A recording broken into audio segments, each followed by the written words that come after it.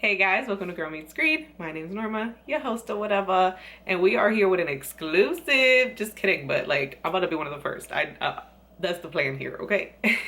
We're here to talk about Love Is Blind season 3, after the altar. Opinions still stand. That's all I have to say. So hopefully this video shouldn't be too long unless I start rambling about somebody. Usual preface. Obviously, one, these are just my opinions. Two, we don't actually know these people, so my opinions could be right, could be wrong, could be spot on. We don't know. Anyways, point is, I'm just creating these opinions based on what we're all seeing play out on TV, what we're seeing on these people's Instagrams. And like I said in my, I think first video, one of the videos I did, probably the reunion one, I think my opinions are pretty accurate, because even though Instagram is curated, like I said, it's curated by the person. So it's like, when what you're posting on Instagram is kind of matching up to like who you were on the show, it's a pretty close, you can't say it's editing. That's not how I am.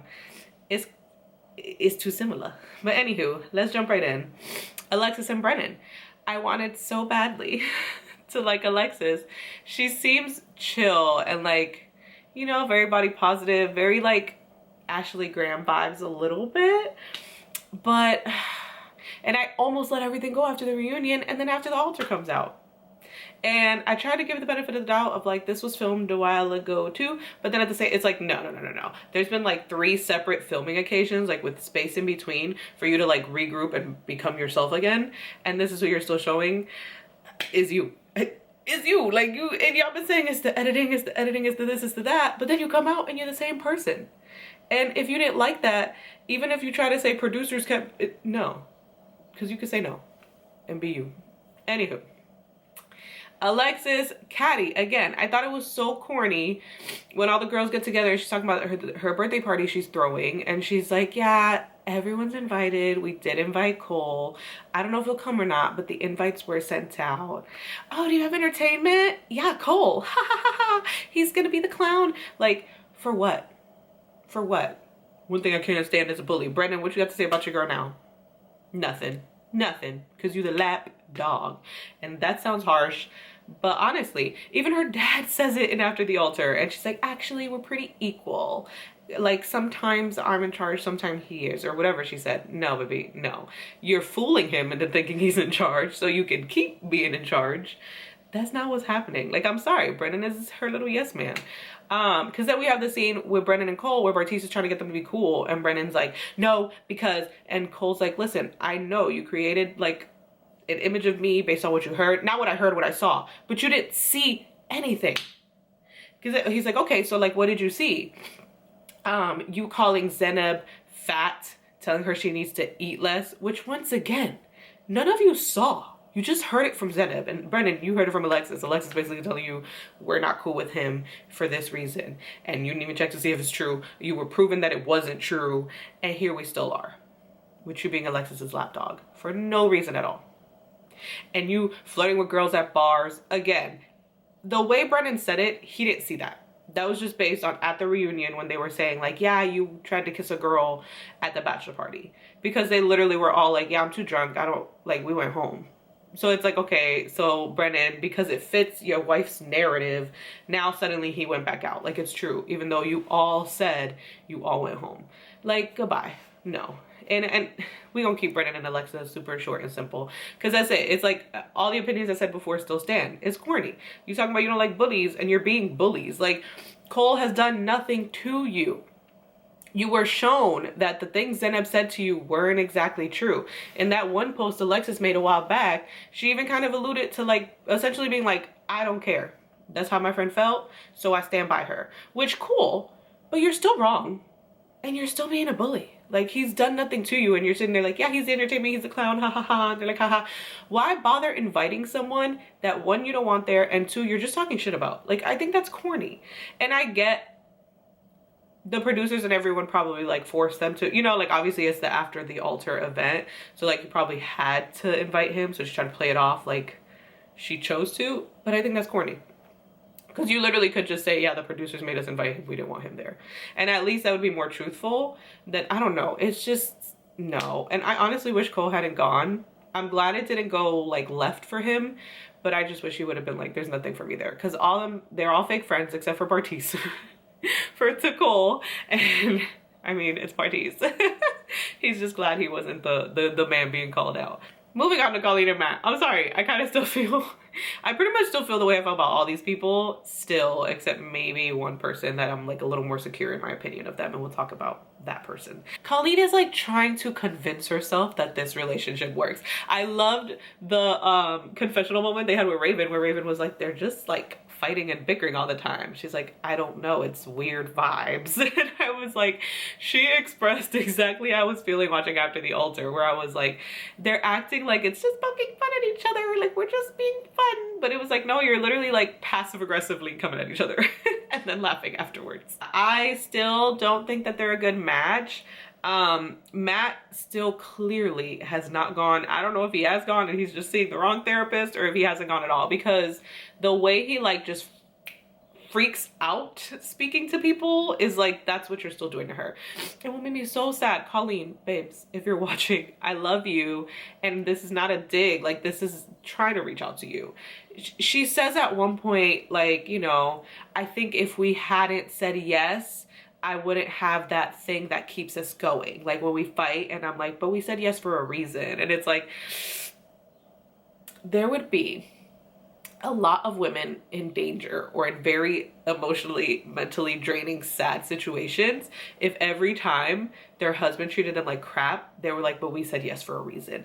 Like, baby, I know it's tough for this to not have worked out, but that is not a reason to stay. Like, it's not cute. It's not like, oh, that's a great way to, like, you know, keep the love alive. Like, no, we said yes for a reason. Like, yes, that is a piece of it, but also it's like, what's really happening here?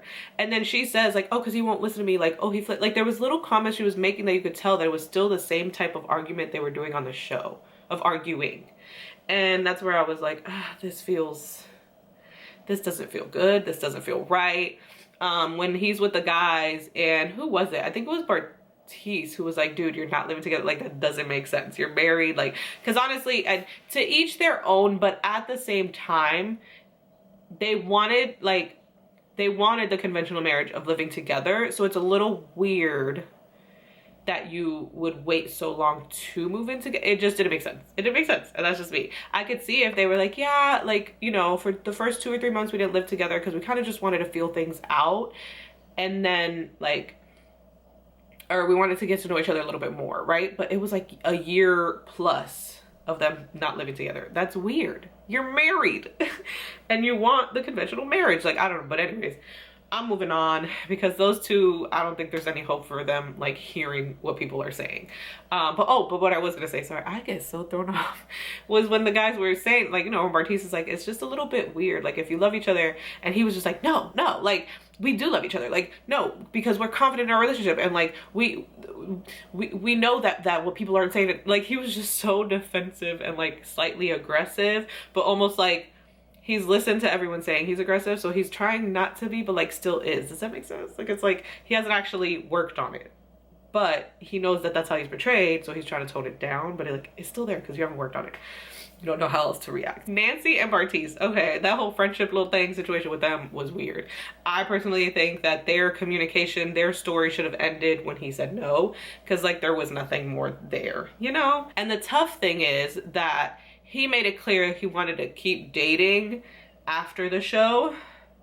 Personally, I think he just said it to save face.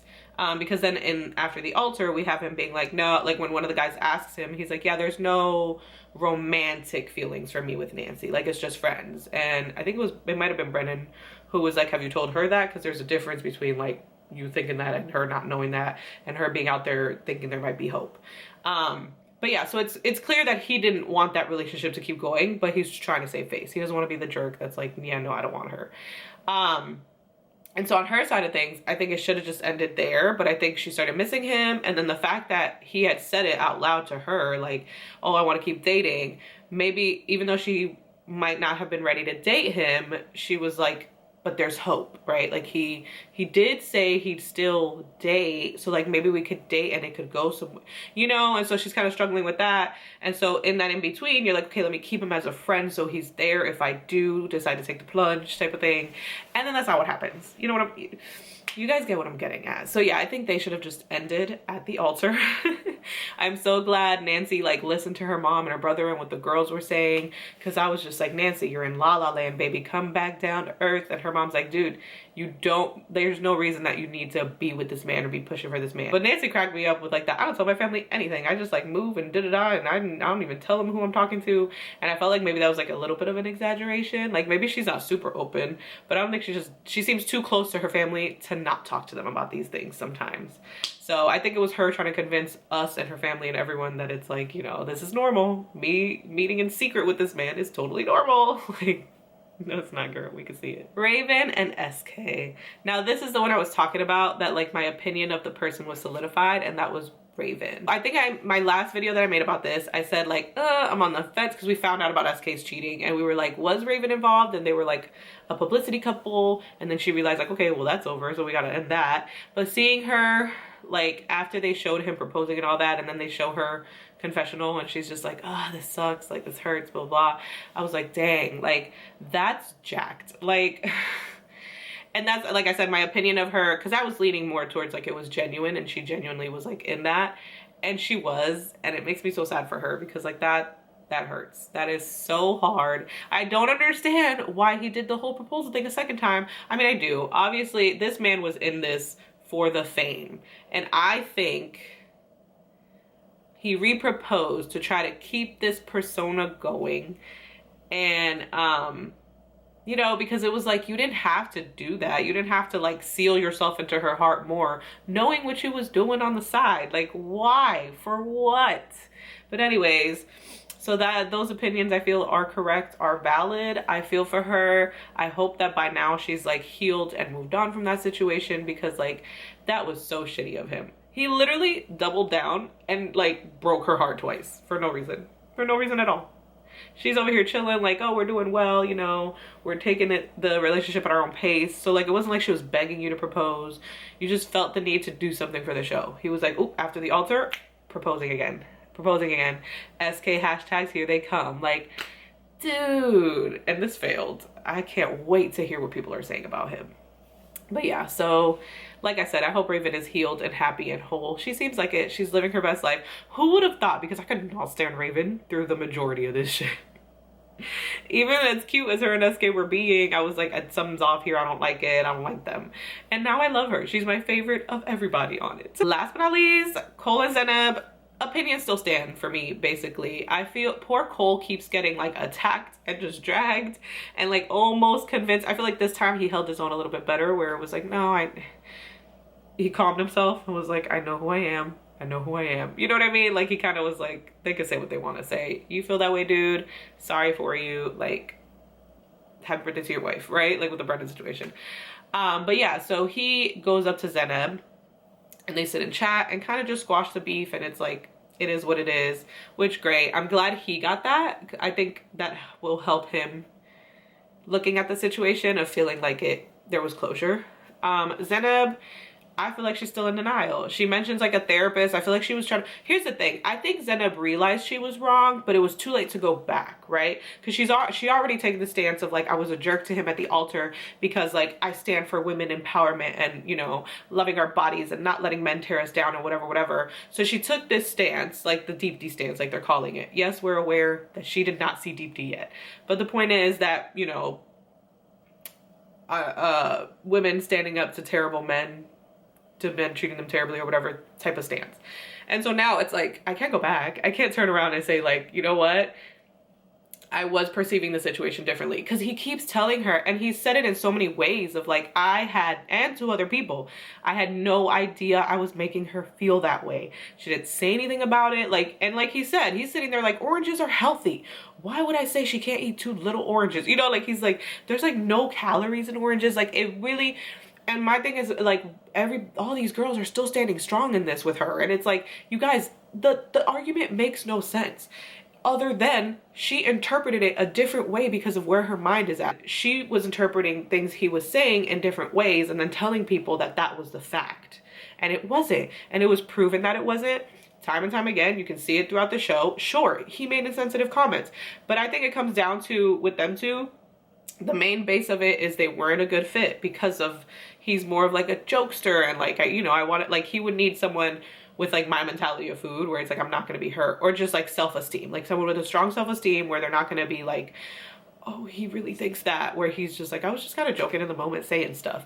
But anyways, but then on top of that, we have like Zanab, who is like, girl, you need to admit that like that was jacked, you know, like we need you to like get it together.